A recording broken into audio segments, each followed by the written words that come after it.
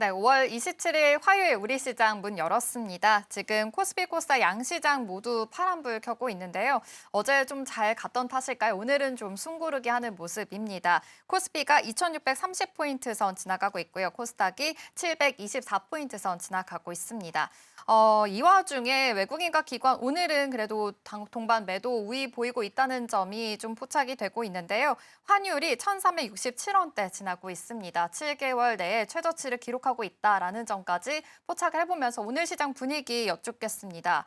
어제 아무래도 좀 잘 갔기 때문에 오늘 좀 쉬어가는 걸까요? 뭐 오전에는 조금 밀릴 수 있다라고 말씀을 드렸다시피 네. 금융투자에서 지금 매도가 좀 많거든요. 그러니까 어저께 뭔가 있었던 것 같아요. 뭐 제가 정확하게 알 수는 없지만 금융투자가 이렇게 이제 단기적인 매매를 좀 많이 합니다. 증권사들이 많이 포진이 돼 있기 때문에 오늘 오전에는 아마도 뭐 시장이 나빠서 떨어진다라기보다는 현재 금융투자 쪽에서 한 60억 정도의 매도가 좀 나오고 있는 게 시장을 강제적으로 끌어내리고 있는데요. 생각보다 그래도 강하죠. 시장이 지금 밑으로 쿵 하고 내려왔다가 코스닥부터 먼저 양봉으로 좀 전환하기 시작하고 있습니다. 아마 이런 분위기는 제가 봤을 때는 오후 가면은 양봉으로 좀 전환할 가능성이 굉장히 높다라고 말씀을 드리고 싶고요. 물론 시장 개장한 지는 지금 한 5분여 정도 지났지만 외국인들의 매도세가 그렇게 세지는 않습니다. 코스피 시장에서 100억도 안 되고요. 코스닥에서 뭐 300억 매도를 하고 있기 때문에 큰 의미가 있는 매도세는 아니다라고 생각을 해주시면 되고 일단은 삼성전자와 SK하이닉스 반도체 투톱이 어저께 시장보다도 약했어요. 그렇기 때문에 오늘은 조정을 받아주는 게 맞고요. 그다음에 이제 코스피 200 쪽으로 좀 넘어가 보면 시장이 좀 흐리흐리해지려고 하니까 결국엔 SD바이오 센서 같은 코로나 관련된 종목들이 좀 올라가 주는 것 같고 그다음에 우리가 스탁포인트 시간에서 많이 얘기하고 다뤘던 조선방산이 오늘 역시나 또 강한 흐름 보여주고 있습니다. 계속해서 눌러줄 때마다 좀 체크를 해보자. 고점이라서 따라붙긴 애매하지만 결국에는 요즘 시장에는 전체적인 거래 대금이 많이 풍부하게 들어오는 시장이 아니기 때문에 더 올라간 종목들이 갈 수밖에 없다라고 많이 말씀을 드렸는데요.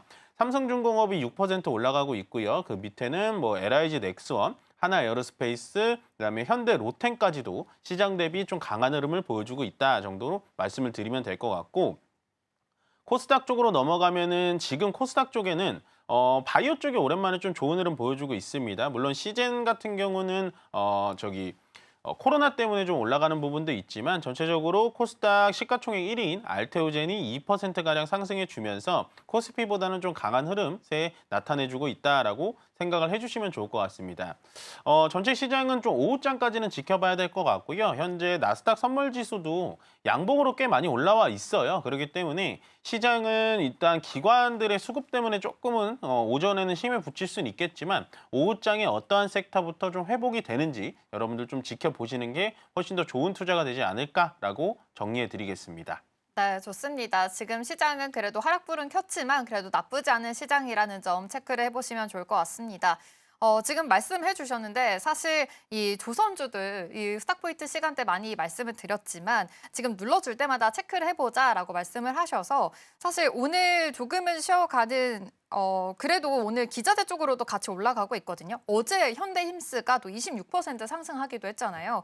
오늘은 좀 쉬어가는 흐름이지만 그렇게 이럴 때일수록 조금 쉬어갈 때 기자재 쪽으로 오히려 좀 바라봐도 되는지 이 점도 궁금하거든요. 그러니까 이제 조선주를 따라가기 좀 어렵잖아요. 네. 또 다 이제 고평가돼 있고 이 고점에서 또 물리는 거 아니야라고 하는데 말씀하신 대로 조선 기자재 쪽이나 아니면 이제 조선 엔진 쪽도 많이 말씀을 드렸죠. 그쪽으로 보시는 게 조금 더 편안한 선택일 것 같아요. 아니면 조선 쪽에 그 애프터 서비스라고 하죠. 조선 선박 수리 쪽도 좀 아직 남아 있기 때문에 조선의 이 지금 강력한 파도는 아직 끝나지 않은 것 같습니다. 계속해서 뭐 고평가돼 있다라는 얘기도 많이 나오기는 하는데요.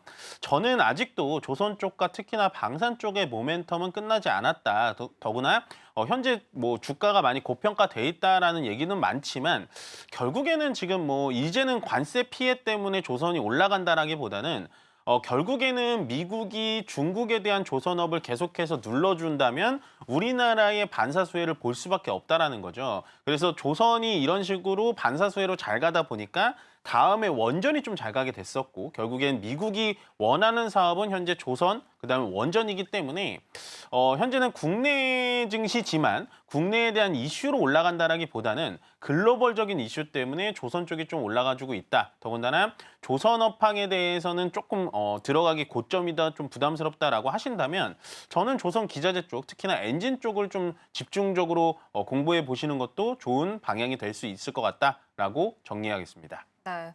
조선 안에서도 기자재 또 엔진 쪽으로도 모멘텀 주셨으니까 이 점 확인해 보시면 좋을 것 같습니다. 조선, 뭐 방산, 원전 이렇게 조방원 섹터 굉장히 또 잘 간다 이야기 많이 해드리고 있잖아요. 이 점도 포착해 보시면서 좀 눌러줄 때마다 이런 담아보는 전략도 필요할 것 같습니다.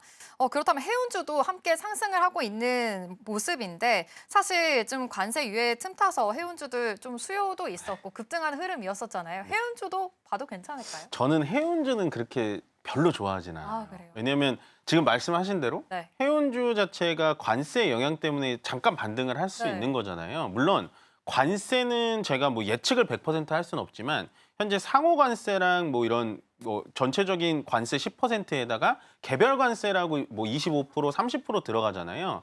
근데 이제 결과론적으로 봤을 땐 트럼프 대통령의 현재 언급이나 전체적인 뉴스의 흐름을 보면 상호 관세는 남아있을 것 같아요. 10% 전체적인 매기는 관세는 남아있고 나머지 국가별로의 추가 관세는 지금 협상의 여지로 남겨둘 것 같습니다. 그렇게 되면 결국에는 해운 쪽에 대해서도 어느 정도 좀 부담이 있을 수 있거든요. 현재는 관세에 대해서 연기가 됐다, 유예가 됐다 이런 얘기가 나올 때마다 그러면은 빨리 해운에 물건 실어가지고 움직여야 되는 거 아니야? 이런 얘기가 나오면서 올라갈 수는 있는데요. 그렇게 짧은 뉴스에 따라서 매매하시기에는 조금 어려운 섹터지 않을까라는 생각을 하기 때문에 저는 해운 섹터는 그렇게 좀 긍정적으로 보는 편은 아니니까 여러분들 참고해 주시길 바라겠습니다. 네, 좋습니다. 아무래도 지금 관세 이슈에 대해서 계속해서 모멘텀 받아가면서 조금은 투자 전략 잘 세워봐야 될 것 같은데 그렇다면 관세 무풍지대 한번 오랜만에 이야기해 보겠습니다. K뷰티 이야기는 많이 해드렸으니까 요즘 의료 쪽으로도 계속해서 좀 잘 가는 흐름 이어지고 있거든요. 네. 감성 코퍼레이션도 잘 가고요. 한세MK도 좀 잘 가는 흐름인데 의료 쪽 사실 좀 이쪽으로 투자 아이디어 얻어봐도 될 것 같은데 어떻게 보실까요? 그러니까 조금 빨리 얘기할 걸 그랬어요. 의료 쪽이 정말 많이 올라갔거든요. 네. 근데 지금 의료 쪽을 보면은 미국에다가 수출을 많이 하는 업체보다는 중국 비중이 되게 많은 업체들이 있습니다. 방금 앵커님께서 얘기해 주신 감성 코퍼레이션이 스노우피크라는 그 캠핑 브랜드가 있는데 그게 현재 중국인들한테 인기가 굉장히 많다라고 하고 있어요. 지금 되게 재밌는 게 뭐냐면 요즘에 이런 말도 있더라고요. K 등산이라는 얘기도 있듯이 우리나라의 등산 문화가 지금 중국으로 좀 전이가 돼서 중국 사람들도 우리나라 사람들이 입는 등산복이라든지 아니면 캠핑 용품이라든지 이런 것들을 많이 사고 싶어 해서 감성 코퍼레이션의 이 스노우피크라는 브랜드가 중국 현지에도 지금 매장이 세워지고 있습니다. 그래서 주가가 많이 올라갔고요. 여기서 우리가 봐야 될 건 뭐냐면 중국 쪽에 원래 매출 비중이 굉장히 높은 의류업체가 있어요. FNF라고 여러분들 그 야구 브랜드 아시죠? MLB라는 브랜드를 가장 대표적으로 갖고 있는 게 바로 이 FNF라는 회사입니다. 근데 이 FNF가 MLB라는 브랜드를 중국에다가 정말 많이 팔고요. 중국인들이 정말 좋아하는 브랜드고 거기다가 지금 그 디스커버리라는 브랜드까지 있어요. 그 디스커버리라는 브랜드가 중국의 매장을 지금 한 몇 곳인지 제가 기억은 나진 않습니다만 디스커버리 매장도 점점 중국에서 점유율을 확대하고 있기 때문에 앞으로는 제가 봤을 땐 미국 쪽이 아니라 중국 쪽에 의류를 많이 파는 업체에 대해서 여러분들 관심을 가지신다면 관세에 대해서도 무풍 영향이고 앞으로의 추가 상승 여력은 충분히 있지 않을까라고 예측해 보겠습니다. 네, 좋습니다. K뷰티가 이제 덩달아서 굉장히 또 글로벌적으로 장악했던 만큼 K등산도 또 장악하길 바라는 마음에서 아웃도어 의료 쪽으로도 지금 모멘텀 살아있는 상황이니까 이 점도 체크해서 투자 포인트 잘 세워보시면 좋을 것 같습니다. 스탁 포인트는 여기서 마무리하도록 할게요. SCTV 이민 전문가와 함께했습니다. 고맙습니다. 네, 고맙습니다.